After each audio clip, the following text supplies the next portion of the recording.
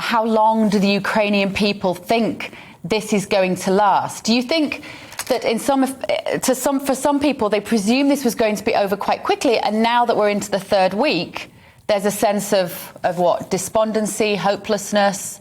How would you describe the mood?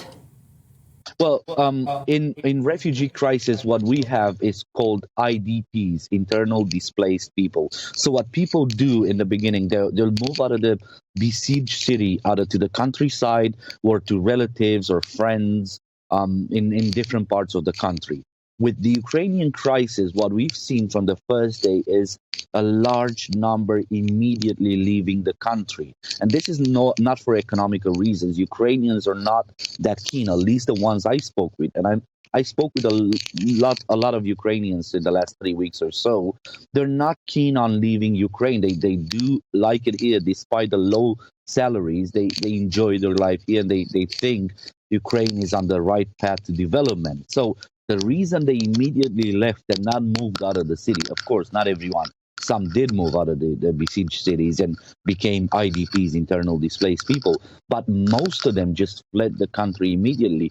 And that's, in my understanding, because there's a huge military conflict between two big armies. I mean, in Syria or Iraq, you either had insurgents and a big army. So the conflict was either isolated or not to this magnitude. People are genuinely afraid. Some of them are even afraid of nuclear attacks. And I don't want to scare your audience, but this is an ongoing talk, and this is something a lot of Ukrainians will mention once you start talking to them. What if I'm going to be in a city that is now safe and Vladimir Putin decides in 48 hours, 72 hours to use the nuclear option, and I'm just going to get stuck in a city that's going to get hit the worst. So they're packing their bags, they're leaving, and they don't think it's going to end anytime soon, to answer your question, because you can see that in the way they pack their bags. You can see what they bring with them.